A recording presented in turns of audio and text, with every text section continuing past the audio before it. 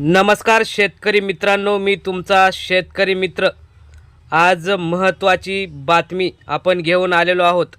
शेतकऱ्यांच्या योजना असतील किंवा शेतकऱ्यांसाठी ताज्या घडामोडी या चॅनलवर आपल्याला बघायला मिळतील, त्यासाठी चॅनल नक्की सबस्क्राइब करा।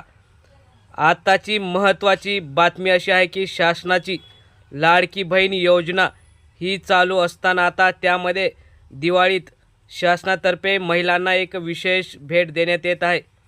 काहींचे लाडकी बहीण योजनेचे 3 ते 4 हप्ते आले, काहींचे 5वे हप्तेसुद्धा येण्यास सुरुवात झालेली असताना शासनाचे मंत्री उदय सामंत यांनी एका कार्यक्रमात महत्त्वाची घोषणा केली आहे की महिलांना या दिवाळीत 3000 प्लस 2500 रुपयांनी मोबाईलसुद्धा देण्यात येणार आहे।